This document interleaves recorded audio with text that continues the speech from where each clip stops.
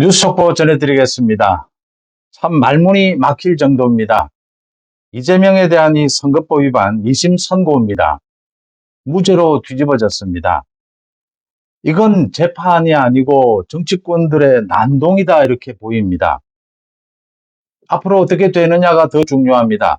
대법원에서 바로 잡혀질 수 있습니다. 대법원에서 바로 잡을 수가 있습니다. 파기자판이라고 합니다. 대법원에서 이 2심에서 잘못된 이 선고에 대해서 대법원에서 판단해서 이걸 다시 바로잡고 스스로 바로잡을 수가 있습니다. 파기해서 환송하지 않고 대법원에서 결정할 수가 있습니다. 대법원에서 결정을 할 것이다 이렇게 보입니다. 선고도 길었고 무슨 복잡합니다. 그런데 사실은 내용은 간단했습니다. 1심에서 한성진 부장판사 1심 재판부가 이재명의 이 공직선거법 위반 두 가지 거짓말에 대해서 유죄 판결을 내렸습니다. 1년 징역형에 2년 집행유예 이렇게 징역형을 때렸습니다. 두 가지 거짓말 무엇이었느냐? 이재명이 고 김문기와 골프를 치고서도 치지 않았다라고 이야기한 부분.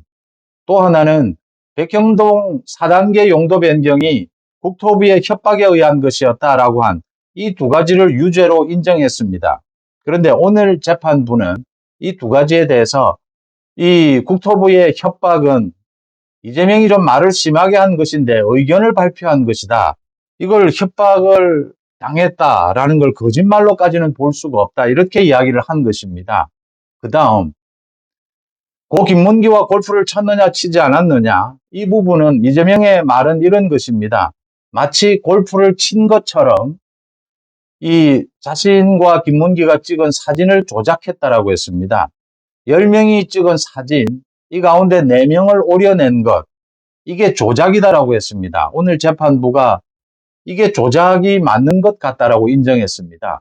10명의 이 사진 중에서 4명을 오려낸 것 이게 조작입니까?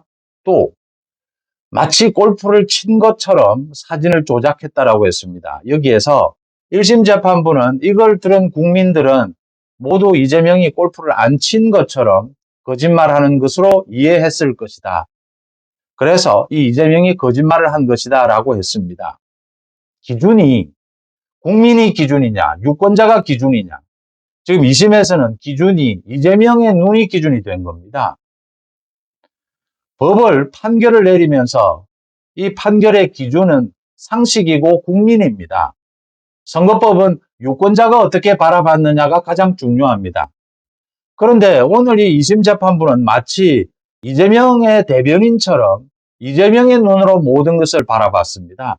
이재명을 유리하게 하는 쪽으로 이재명 무죄를 결정하고 모두 이렇게 끼워 맞추기 이런 판결을 내렸습니다.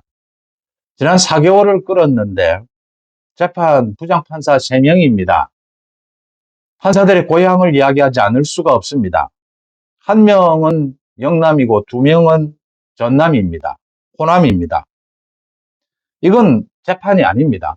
기존의 김인섭에 대한 판결도 완전히 무시하는 것이고 지금 여러 가지 서류, 이 국토부에서 협조 요청을 하는 협박이 아니라 협조 요청을 하는 백현동에 대해서 이 서류도 무시해버렸습니다. 그리고 1심 당연히 무시한 것이고 이렇게 되면 선거법 때문에 허위사실 공표, 지난 20년 동안 거짓말한 것으로 처벌받은 많은 정치인들이 억울해지는 셈입니다. 억울하게 처벌받은 것입니다. 모두 무죄로 되어야 되는 것입니다. 지금 선거법에 있는 허위사실 공표는 사실은 유명무실해진 겁니다. 이재명 때문에. 이재명을 살려주기 위해서. 여기서 중요해진 것은 이 판사들, 적어도 이 2명의 판사는 판사가 아니다라는 겁니다. 지금 확실해진 것은 지금 대한민국의 사법부에 이 법원과 선거관리위원회, 헌법재판소, 소위 좌파 판사들은 판결을 하는 것이 아니라 정치 난동을 부리고 있다라고 하는 것입니다. 이게 5%가 됐든 10%가 됐든 이건 판사가 아니다. 쓸어내고 제압해야 될 대상일 뿐이다. 이제는 이런 좌파 판사들과는 무슨 법리나 상식적으로 토론할 이유가 없어졌다라고 하는 대목입니다. 대법원에서 파기 자판을 통해서 대법원에서 스스로 바로 잡아낼 것이다. 이렇게 보이고요. 최근 3년 동안 1심에서 유죄 판결이 나왔는데 2심에서 무죄가 되는 이렇게 뒤집어지는 경우는 1.7%였습니다. 오늘 이재명의 이 무죄 판결은 1.7%에 해당하는 것입니다. 이건 아예 선거법의 허위사실 공표를 법 자체를 없애버리는 판결이었습니다. 판결이 아니라 정치 난동입니다. 대법원에서 바로 잡을 수밖에 없고요. 여기에서 중요해진 것은 이재명이 이걸로 재판이 끝났느냐, 대법원 판결이 아직 남아있다라고 하는 것이고요. 검찰에서 항소를 하게 될 겁니다. 그 다음 이재명의 다른 재판들이 있습니다. 윤 대통령의 대통령직 복귀가 더욱 필요해졌다. 오늘 여론조사도 있었습니다. 처음으로 여론조사한 이후에 처음으로 윤 대통령에 대한 탄핵이 기각되어야 된다라는 것이 50%를 넘었습니다. 지금도 민주당이 오늘도 이 최상목과 한덕수에 대해서 또 탄핵하겠다라고 하고 있습니다. 국민들이 윤 대통령이 복귀해야 된다라는 이 국민들의 여론이 더 커질 것이다. 민주당은 역풍을 맞게 될 것이다. 라고 예상할 수 있는 대목이고요. 헌법재판소입니다. 이제 더 이상 어떤 회의나 토론이 필요하지 않다라고 하는 점입니다. 아직까지 이 성북기일을 잡지 못하고 있습니다. 다음 주로 넘어갈 것으로 보입니다. 지금 5대3인데 윤 대통령에 대해서 탄핵, 기각 각하해야 된다라는 재판관은 확실하게 3명입니다. 앞으로 4명, 5명까지 늘어날 것으로 보입니다. 이제는 회의나 토론이 더 필요하지 않다라고 하는 것입니다.